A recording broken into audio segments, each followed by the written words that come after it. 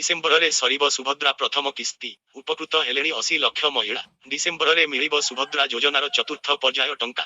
ସୁଭଦ୍ରା ସହାୟତାର ପ୍ରଥମ କିସ୍ତିର 11 ହେବ ଶେଷ ପର୍ଯ୍ୟାୟ। ଏଥିରେ 1 କୋଟିରୁ ଅଧିକ ମହିଳାଙ୍କୁ ସାମିଲ କରାଯିବ।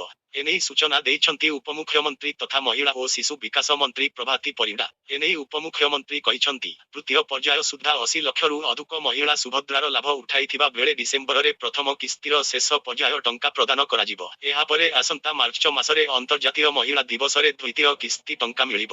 ଏହା ମଧ୍ୟରେ ଯେଉଁମାନେ ଜାନୁଆରୀ କିମ୍ବା ଫେବୃଆରୀରେ ଆବେଦନ କରିଥିବେ, ସେମାନଙ୍କୁ ସିଧାସଳଖ ମାର୍ଚ୍ଚରେ 2ଟି କିସ୍ତି ଟଙ୍କା ମିଳିବ। ତେବେ ବର୍ତ୍ତମାନ ସୁଦ୍ଧା 3ଟି ପର୍ଯ୍ୟାୟରେ 80 ଲକ୍ଷ ମହିଳାଙ୍କୁ ସୁଭଦ୍ରା ଟଙ୍କା ଦିଆଗଲାଣି।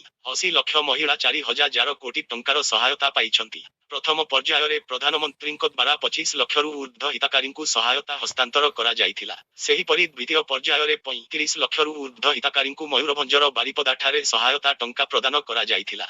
ଗତକାଲି ତୃତୀୟ ପର୍ଯ୍ୟାୟରେ 20 ଲକ୍ଷରୁ ଅଧିକ ମହିଳାଙ୍କୁ 5,000 ଟଙ୍କା ଲେଖାଏଁ ପଠାଯାଇଛି। ବର୍ତ୍ତମାନ ସୁଦ୍ଧା 1,16 ଲକ୍ଷ ମହିଳା ସୁଭଦ୍ରା ଯୋଜନା ପାଇଁ ଆବେଦନ ହୋଇଥିବା ବେଳେ ଏଥିରୁ 2,67,000 ମହିଳା ରିଜେକ୍ଟ ହୋଇଛନ୍ତି।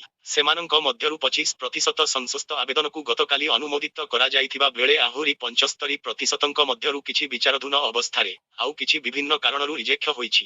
ଏଥିସହିତ 5 ଲକ୍ଷ ହିତାଧିକାରୀଙ୍କ ଗୋଟିଏ ନମ୍ବରରେ ଏକାକ ଆକାଉଣ୍ଟ ଥିବାରୁ ଖାତାକୁ ଟଙ୍କା ଯିବାରେ ଅସୁବିଧା ହେଉଛି। ତେବେ ଅନ୍ତର୍ଜାତୀୟ ମହିଳା ଦିବସ ପର୍ଯ୍ୟନ୍ତ ସୁଭଦ୍ରା ପାଇଁ ଆବେଦନ କରିହେବ।